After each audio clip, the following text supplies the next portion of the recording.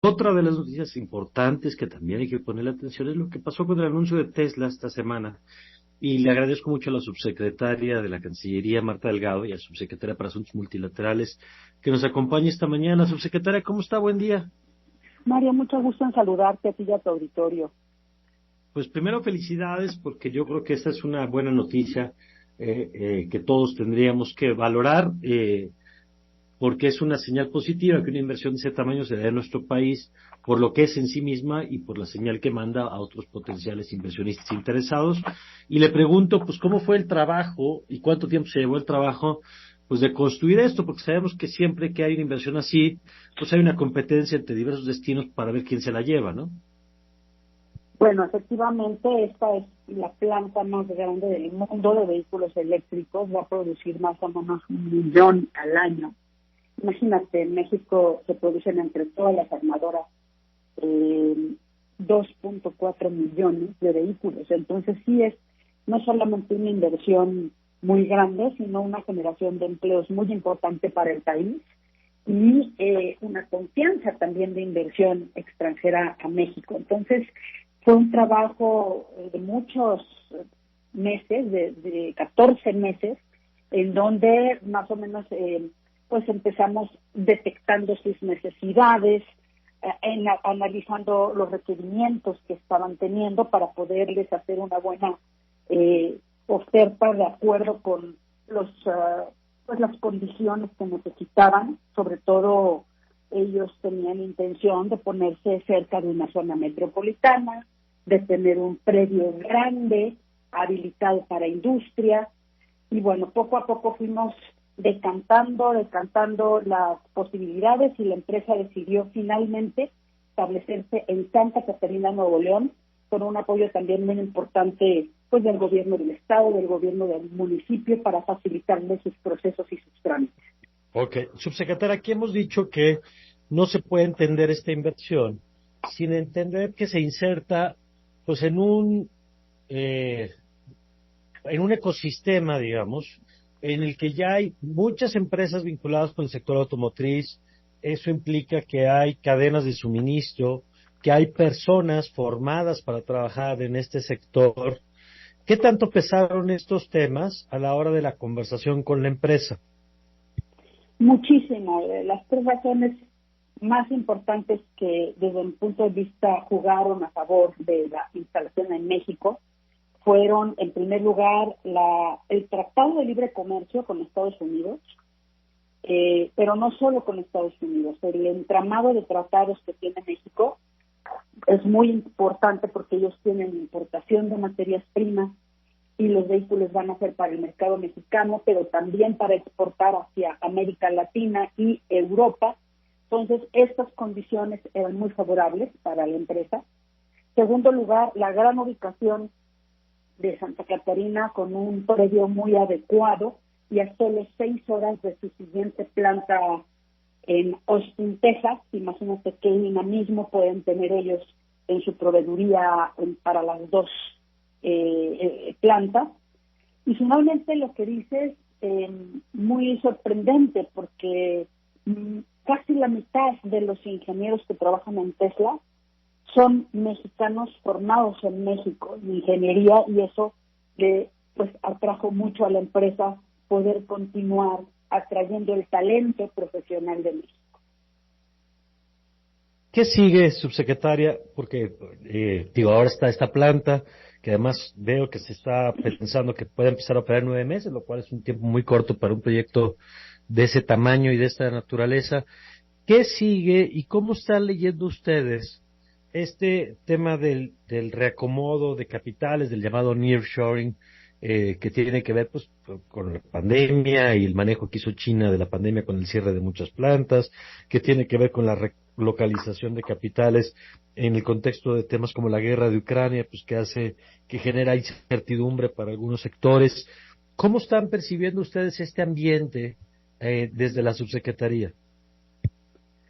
Mira, naturalmente y orgánicamente ya están viniendo ese tipo de empresas por este fenómeno a México, y el canciller Ebrard ha diseñado una ruta eh, de mediano plazo y corto plazo para poder transitar hacia la electrificación del transporte. Hicimos un grupo de trabajo junto con la Universidad de California, la Alianza MX en México, en donde después de un año de pues muchas consultas y análisis de expertos y del sector automotriz, tenemos una serie de recomendaciones para poder hacer ese tránsito en un país pues que tenemos el cuarto nivel mundial de producción de automóviles, pero que son automóviles a gasolina y a diésel. Entonces, esta transformación hacia lo eléctrico es muy importante que la hagamos a tiempo, llegar a tiempo, hacerlo ya, y nuestro interés en poder tener esta planta de Tesla, la que anunciamos también en San Luis Potosí, expansión de BMW para producir vehículos híbridos con $1,000 millones de inversión, así como atraer también en el futuro cercano fábricas de baterías eléctricas, es pues el plan que tenemos para este año por iniciativa del canciller Ebrard hacia la electromovilidad en México. Estos factores, todos estos, tanto el contexto internacional que juega a favor, como los factores estructurales, digamos, de la economía mexicana, la integración que ya tiene con Estados Unidos de tantos años, todas estas razones que nos acaba de contar, pues evidentemente suman al atractivo de nuestro país. Pero ¿cómo están viendo ustedes que se perciben otros temas, los que no nos suman, sino nos restan, como el tema de la violencia, que es innegable, y ahí está el número de homicidios que seguimos teniendo todavía a niveles muy altos, el tema de la presencia del crimen que se traduce a veces en extorsiones y estas prácticas que amenazan a las empresas, el tema de la incertidumbre jurídica, y lo digo pues por las controversias que hoy se tienen en varios frentes, ¿no? El tema del maíz por un lado y el tema del sector energético con esta discusión en torno al panel que ahí va caminando. ¿Cómo juegan esos temas también en la conversación? Pues mira, yo creo que están mucho más en la conversación que en la decisión de las empresas, porque México está teniendo una cantidad de inversión extranjera directa alta, no se ve demasiado impactada por estos asuntos que sí son reales, o sea, no los negamos ni no los vemos, pero la pregunta es muy concisa. Me parece que en este momento no está incidiendo y que estamos muy a tiempo también de pues trabajar todavía más arduamente para que la seguridad no sea un factor que ahuyente, ¿no? Yo le agradezco, subsecretaria, esta. Muchísimas gracias, subsecretaria. Creo que María está teniendo un problema técnico. Ahí ya creo que estoy. Ahí está. ¿Ya me escuchan? Perfecto. Gracias, Ana.